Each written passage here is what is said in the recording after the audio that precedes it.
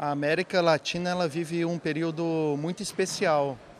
Eu acho a avaliação do movimento é que depois de 2 décadas, bastante ruins, a década de 80 e a década de 90, está se desenhando um reinício do ascenso de massa na região, né?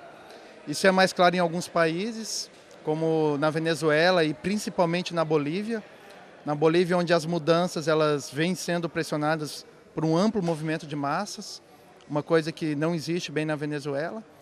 A gente continua com a resistência firme de Cuba, né? Eu acho uma conquista importante da classe trabalhadora latino-americana. Cuba conseguir resistir a todo embargo econômico, toda a perseguição estadunidense e alguns países que vêm desenhando algumas ações interessantes, como o Brasil, Argentina, que o próprio Equador também, né? Que aí é um segundo grupo de países que, apesar de ter uma política econômica neoliberal, uma questão econômica extremamente conservadora, vem desenvolvendo pontualmente algumas ações interessantes. E aí tem um terceiro grupo de países, esses à direita e totalmente submissos ao Império Norte-Americano, que aí nesse grupo de países está a Colômbia, está o Chile, está o Paraguai. No Brasil, a gente está se preparando, para ir para um período onde a gente espera que a classe trabalhadora continue se organizando, novos movimentos vêm surgindo, a via campesina está se consolidando como um espaço de luta, um espaço de construção coletiva dos movimentos. Então a nossa perspectiva é que a gente tem que fazer grandes mobilizações para conseguir vitórias. É aquilo, é só o povo organizado que vai conseguir as vitórias que ele precisa. A soberania alimentar, para nós o movimento, ela é fundamental, né? Não basta só a luta pela reforma agrária, não basta a família camponesa, o camponês ter a terra, se ele não conseguir tirar daquela terra o seu próprio alimento.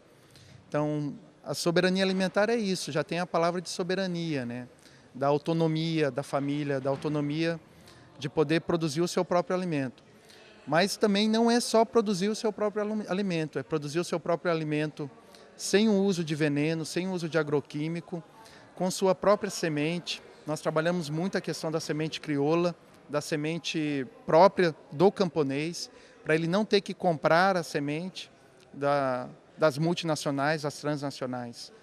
Então, esse alimento tem que ser prioritariamente para o consumo da família camponesa, mas tem que ser um alimento saudável, tem que ser um alimento agroecológico, que aí sim é uma produção de alimento independente de todo o jeito que o capitalismo está se organizando no campo hoje, que é com a semente híbrida, a semente transgênica, o grande consumo de venenos, de adubos químicos. Então tem que ser um alimento saudável. A Via Campesina vem fazendo, e no Fórum Mundial da Alimentação em Mali, que aconteceu esse ano, também eles passaram a adotar esse conceito. A avaliação política é que eles adotaram o termo biocombustível para ter uma suavidade no conceito. Bio é vida, relacionar como uma coisa verde, uma coisa saudável.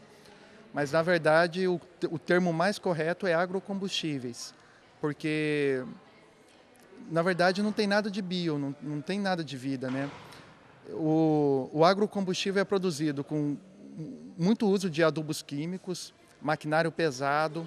Essas máquinas consomem petróleo para plantar, para colher o feijão, usam muitos venenos agroquímicos na lavoura. Então, e essa produção depois, esse combustível depois, ele vai para os Estados Unidos para alimentar os autos dos americanos, os carros dos estadunidenses.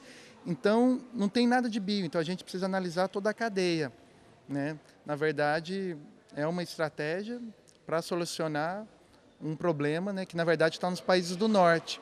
O petróleo está se atingindo o pico do petróleo, vai ficar cada vez mais... O petróleo ele não vai deixar de existir, mas vai ficar muito caro explorar o petróleo.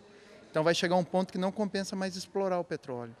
E aí as empresas estão querendo ter um lucro maior, uma ganancia bem maior através dos agrocombustíveis. E aí eles não têm terra para produzir. Se a Europa fosse produzir tudo o que ela precisa para o consumo dela de combustível, ela tinha que usar 70% de toda a sua área. e eles não têm terra. Aí eles vão fazer isso aonde? No Brasil, na Argentina, nos países da América Latina.